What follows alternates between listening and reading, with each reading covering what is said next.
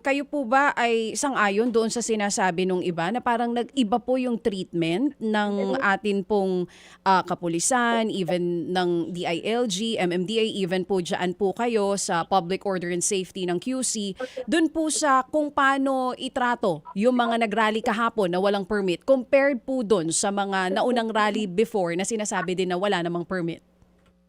Yeah, naiiba itong situation nato, no? Kasi yung dati, yung sinasabi niyo mga situation na walang permit, palaging may gulo.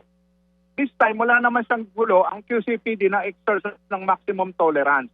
In short, bago halimbawa, i-disperse, mayroon kaming mob na gagawin, kailangan i-coordinate doon sa mga leaders on the ground para hindi magulo.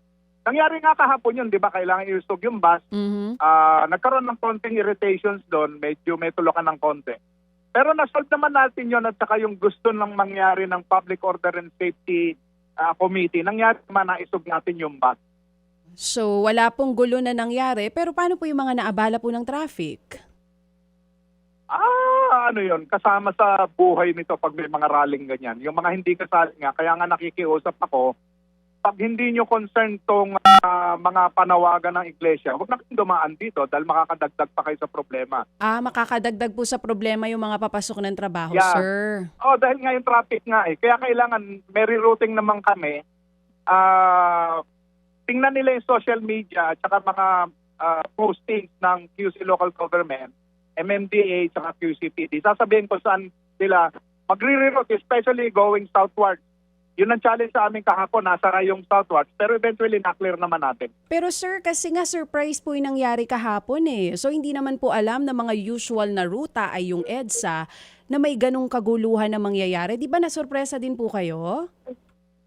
Yeah, kaya nga nag-effort tayo na i-post din, sabihin sa kanila na gano'n ang situation sa EDSA para naman umiwas na sila na makabawas-bawas sa problema namin hinaharap kahapon. Opo, Sir Elmo, pero kasi hindi naman po ang nanggulo ay yung mga na-traffic. Pero parang sa explanation niyo po kasi ngayon, sir, parang paano kami po ba ang dapat mag-adjust? Ano po ba yon? Hindi naman. For the meantime, bakit ka naman magpipilit na pumasok ng EDSA? Sinasabi ko sarado naman. Opo, Kaya akin, as good as suggesting na, avoid EDSA, avoid white plains. Kasi kahit anong gawin mo riyan, maapektuhan ka. So, ang pinakamagaling, umilag kayo. Pag nag-insist kayo, 3-4 hours, hindi ka makakaalis nitong EDSA southward. Ganyan ang nangyari kahapon.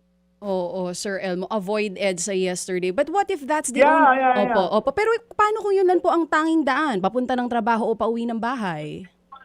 Hindi naman pwedeng mangyari yan. Ang daming arterial roads na pwede namang daanan. Pumunta ng San Juan, pupunta ng Mandaluyong, sa C5. Hindi naman pwedeng sinabi mong EDSA lang ang dadaanan. But with this statement, sir, parang ang lumalabas po kasi ngayon, ay special treatment po ba ito? Hindi po ito special treatment for Hindi them? naman. Ang treatment natin, fair. Sa lahat, pati yung mga progressive groups, ganyan nga. Hindi naman basta-basta dinidisperse yan. Siyempre, kailangan mag-uusap-usap. May maximum tolerance. Unless may violation o kaya merong violence.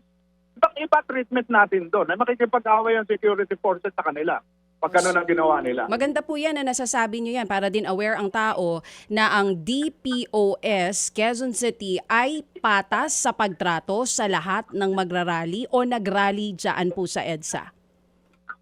Exactly. Kaya nga itong meron na kaming default treatment dito sa People Power Monument. Alam namin kung ilan ang kakasya.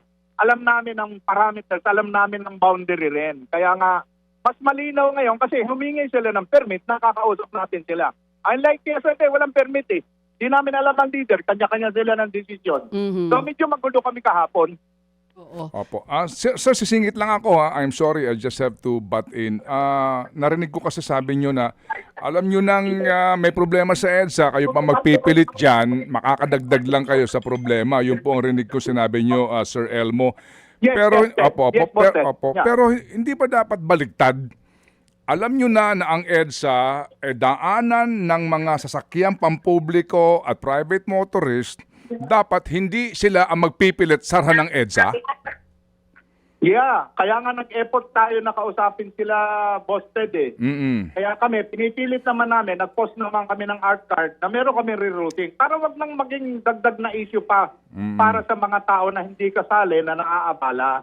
Mga kapatid, patuloy po kayong tumutok sa 105.9 True FM para sa totoong balita, impormasyon, music and entertainment. Mag-subscribe sa aming YouTube channel at podcast at sundan nyo kami sa Facebook, Instagram, X at TikTok sa True Network PH. Bisitahin din po ang aming official website, truefm.ph.